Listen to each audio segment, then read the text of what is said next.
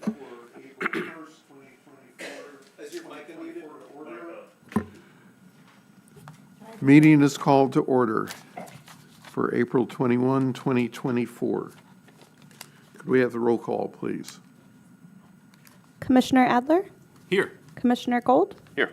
Commissioner Peterson, Here. Vice Chair Jameson, Here. Chair Williams. Here. Aaron, would you lead us in the pledge, please? Stand with me, please. Place your right hand over your heart and follow with me. I pledge allegiance to the flag of the United States of America and to the republic for which it stands, one nation under God, indivisible, with liberty and justice for all.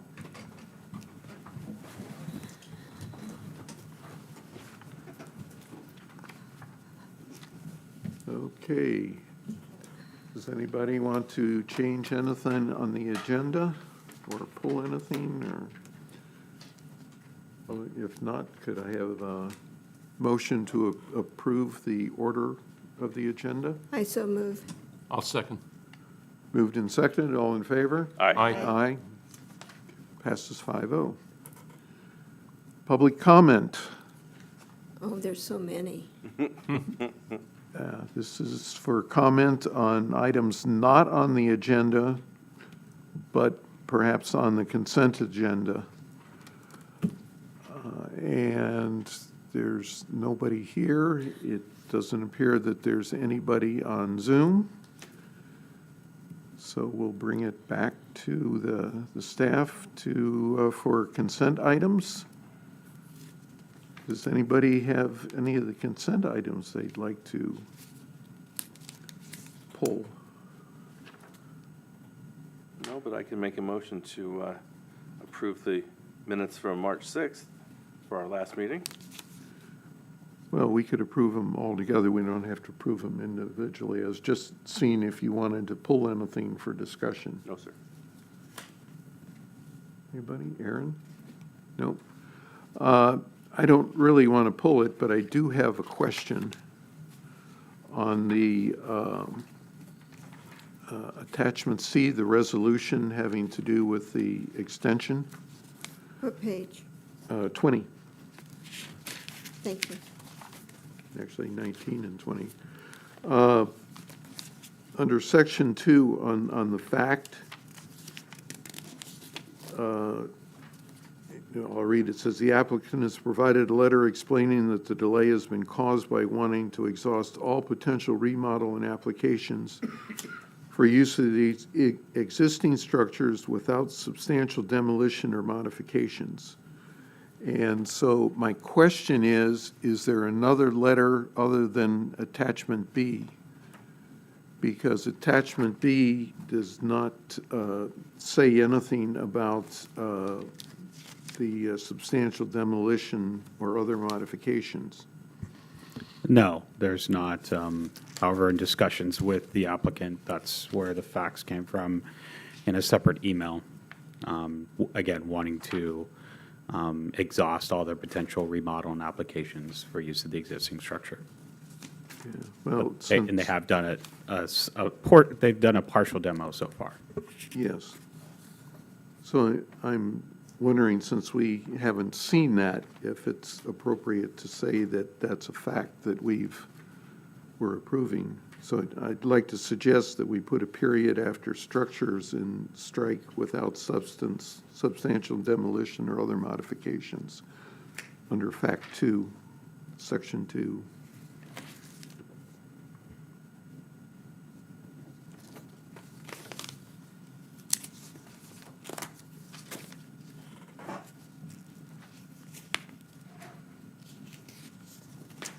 So we have an order, so we have a motion by Commissioner Gold, I believe, to approve the consent as is. And then I believe, Chairperson Williams, you have a motion as well to do a modification. Commissioner Gold, would you be willing to modify the approval with the modification? Thank you for clarifying. I guess I just jumped the gun. I was ready to approve the minutes from the last meeting. Oh. So what Chair Williams has. So my suggestion would be to pull the consent item.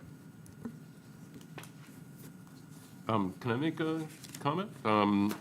Jack, I mean, as I read attachment B, it says we are currently exploring all options.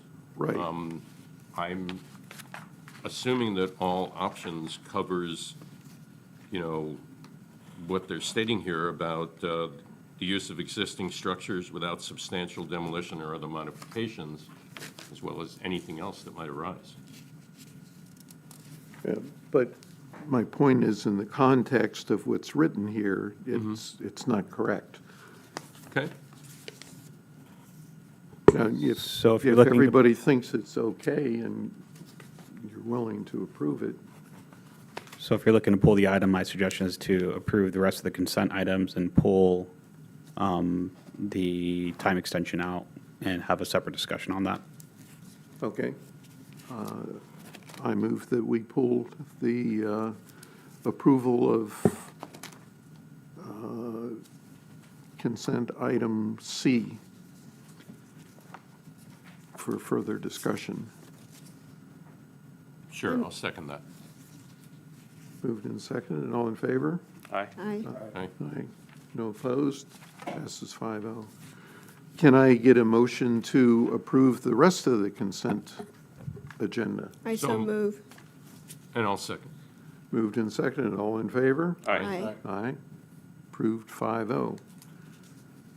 Now back to section 2, 1, fact. So I don't have a staff report for this item. However, we did receive a letter, or we actually reached out to the property owner a few weeks prior to the expiration of the application, informing them that they did indeed have a development plan that was approved, which was news to the applicant. So they wanted to extend this for another year. For full disclosure, the city is currently in negotiations with the property applicant for potential purchase. However, there are other potential buyers that have come forward also inquiring about the use of the building. So again, the applicant's just simply wanting to extend the development plan approval for the 3 buildings that are on site and total remodel renovation of 17,200 square feet. But the biggest portion of that, as noted in the staff report, is the granting of the parking modification that allows for 23 on-site parking spaces only, and the rest were waived off.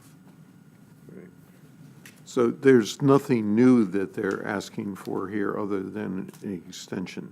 Is that correct? That is correct. So that brings me back to my question about the fact. They may have discussed it, and you may have gotten an email, but I'm just concerned that it isn't part of the packet that we got, and we're being asked to approve something we haven't seen. Maybe I'm just being too picky, but what does everybody else think about that? Can we simply strike that paragraph that starts with the bold word fact? I mean, does that? It's I mean, typically I'm good. happy with that. I'm also happy, Jack, with just what you suggested, putting a period at the end of the word structures and striking without substantial demolition or other modifications, and then I would move to approve. So you're making a motion to do that? Yes. And I would second that. To strike the whole statement out, or just the last sentence out? Just that last, put a period after the word structures and strike without substantial demolition or other modifications. Okay, moved and seconded, all in favor? Aye. Aye. Aye, opposed? No, passes 5-0. Great. Thank you. So, any ex parte communications that you'd like to bring up? And that brings us to public hearings, item 5D, which we'll ask for staff report on. I would suggest that Commissioner Peterson recuse himself from this item. Too close to the That is correct. property, correct. We'll bring you back in a minute. Yeah, and I'll say it, recused because properties that I own are within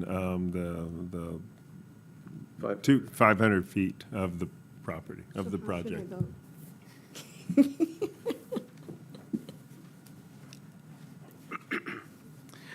So this is discussion and possible action to recommend approval of a development plan and lot merger located at 1687 and 1693 Mission Drive, APN 139-143-025 and 026, to demolish an existing commercial structure and to redevelop the remaining portion of the property into a 40-room hotel with 4 ancillary commercial units. The proposed project is categorically exempt from CEQA. The Design Review Committee did hold a meeting on this item on March 21st, 2024. And they did request that the proposed project return to the DRC for review, or to review requested changes of architectural elevations and materials of design. Therefore, the item will be continued to a date uncertain and will be renoticed as required by the California Government Code, which means that the mailers will all go back out to residents and we will renotice the site when a DRC decision is delivered by the DRC. So therefore, we're asking that this item be continued to a date uncertain. Okay, any questions? No? No? No questions?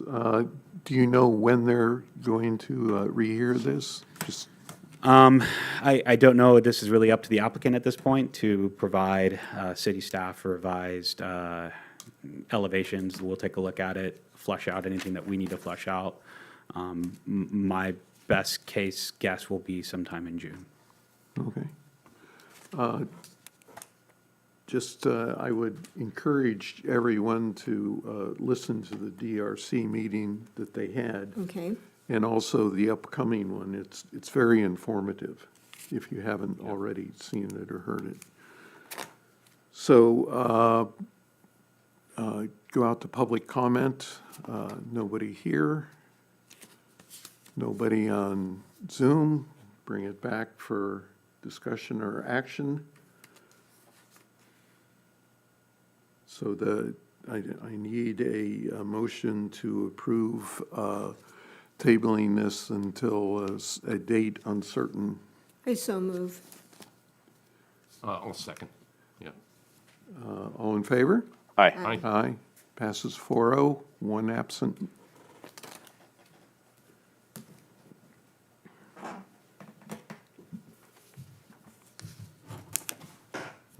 Any discussion items, Raphael? We have none, so on to Planning Commissioner's comments. Any comments from Planning Commission? You know, the only comment I have is I don't even know where it came from, but I got it across my desk at home about RENA numbers, county, Santa Barbara. They divided into, y'all maybe know this, South County, North County, unincorporated, and San Ynez Valley, unincorporated. It also lists all the cities, but it does break the county into 3. And in San Ynez Valley, we just need to make the public aware. I was not that aware, so maybe they're not that aware. But the property out by the Maverick Saloon, if you will, on 246, owned by the Shumash, is slated to be 120 units. So I'm just throwing it out there so that people, if anyone's listening, that we also need to pay attention to not only what we're rezoning to meet RENA numbers in the city, but the county.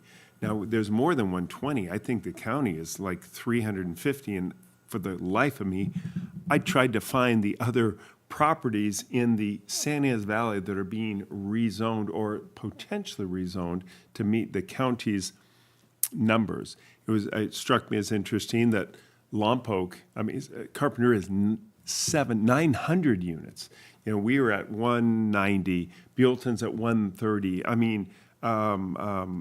Not Orchid, Guadalupe is like 180. I mean, it's hitting all facets of our county. It's just not the city, but I was surprised that, I was hoping from a selfish standpoint that the San Ynez Valley wouldn't have that many, but it was like 300 or 400 and 120 at that, and I would assume that that's going to happen.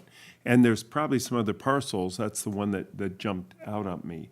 I mean, the fear from being a Solvang resident would be that they take between Buellton and Solvang, which is all unincorporated county, and go 700 units, and we just meet all of our needs, right? Or go past Sunnyfields Park, or leapfrog. I don't know if folks in San Ynez, meaning the village of San Ynez, know about that. That's going to get rezoned. There's not a lot that we can do. It's an awareness issue. So I don't know. I got online and it was really tough.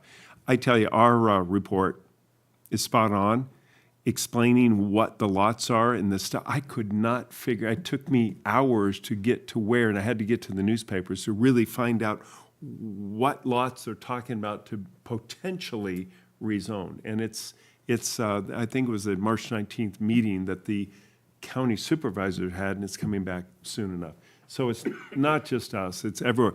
Oh my gosh, in Goleta, there's tons. I mean, it's amazing, the numbers. The numbers are huge all over the county. Santa Maria and everyone's facing it. So when you're saying, that, I mean, unincorporated areas of the county are part of the housing element. So that the state dictates down to the counties. Right. The counties then dictate to the cities and their unincorporated areas. Okay. So yes, the county supervisors can't control what properties we pick. They control our numbers of the 190 or the 130 or the whatever it is, 900 in Carpinteria, but the unincorporated, and they broke it into a South County, a North County, Yeah. and a San Ynez Right. Valley. It's very interesting how they did it, and they dictated the numbers. The San Ynez Valley could have had many more, but obviously we don't have the shortage or the need as much as South and certainly North County unincorporated, I mean Orchid and a lot of places that Right. that have it. I suppose Vandenberg Village is not in the city of Lompoc. So there's lots of unincorporated areas, but it was an interesting thing, and I don't know who sent it to me, but it was fun to go through and look at it. It just I was bored one day and got an email and opened it up and started reading it. I could not go through it as well as the city of Solvang did, where we are very precise about these are the numbers. They were kind of like shotgunning. Now, maybe we're further along in the process. Anyway, But there's, I mean, in the FYI. valley, there's nothing planned for Los Olivos, for example, or I don't Los know. Alamos. I don't know. Could It was be. difficult Could for me. be. It was difficult for me. We had a lot in what they call the San Ynez Valley. I couldn't even get the boundary. I got to their interactive map and tried to zoom in and zoom out and zoom in, and then this one, it was San Maria Times popped up and popped about 6 of them, and one of them was on the corner out there of Meadowvale and 246. That corner. It wasn't the whole thing, and it's slated for about 120 units. It's a big piece of property, but I mean, we're all talking about, Solvang's the hourglass, right? Tipped on its side, and we're this way, and everything that goes on here and here. We don't have a lot of control over it, as we had chatted for months and months and months about it. But it does affect our traffic and what goes on in our schools and goes on in our area. So it's more of an FYI. If you get a chance to get on it, look up, what's going on with the RENA numbers, Santa Barbara County. It was interesting, and they're fighting the same fights that we're fighting. Anyway, that was just my comment to take a look, or anybody who's out in Never Never Land, take a look and see. Anything else? No? Okay, planning manager report. Well, thank you. First off, I wanted to, I know we did have one item on consent, which is good, that got that splashed down, but I was hoping to have a DRC decision on one meeting, so I've taught myself not to do that anymore. But yeah, as mentioned earlier, that the project, Denmarket Square, will be coming back to the DRC. It is it's a very important economic project for the city, as well as from a design aspect. So kudos to the DRC, your fellow members, for providing very poignant comments of what is required or what they're looking for, and hopefully the design team will come through on that. As for availability, so we do have a DRC meeting this month, a couple signs, but we actually would hoping to have a joint DRC Planning Commission meeting. So I'll be emailing you probably sometime tomorrow morning, asking for availability for the Thursday's DRC meeting, and that date is Thursday, the 18th. What we'd like to do is One more time, Thursday what? Thursday, April 18th. April. Yeah.